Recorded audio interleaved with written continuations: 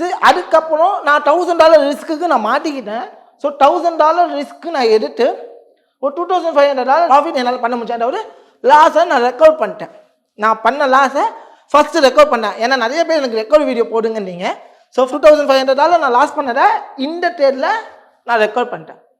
After that நான் வந்து wait பண்ணேன். எனக்கு வந்து குட் ஆப்பர்ச்சுனிட்டி வேணும். ஏன்னா மார்க்கெட் மேலே போயிடுச்சு. கண்டிப்பாக என்ன பண்ணோம், கரெக்ஷன் ஸ்டேட்டுக்கு வரணும் அப்படிங்கிற பண்ணி நான் கரெக்ஷனுக்கு வெயிட் பண்ணேன். ஆனால் மார்க்கெட் என்ன பண்ணுச்சு அப்படின்னா கரெக்ஷன் கொடுக்கவே இல்லை. மார்க்கெட் டோட்டலாக என்ன ஆயிடுச்சு அப்படின்னா ஒரு ட்ராப்பிங் சைடுக்கு போயிடுச்சு. டோட்டலாக பார்த்தீங்க அப்படின்னா மார்க்கெட் டோட்டல் ட்ராப்பே எனக்கு கரெக்ஷனுக்கு எங்கே ஒரு வேல்யூமே இங்கே கொடுக்கல. ஆஃப்டர் நான் என்ன பண்ணேன் அப்படின்னா மார்க்கெட்டை வாட்ச் பண்ணி ஓகே மார்க்கெட்டோட நெக்ஸ்ட் டெஸ்டினேஷன் எங்கே வரப்போடுங்கிற மாதிரி நான் டிசைட் பண்ணேன்.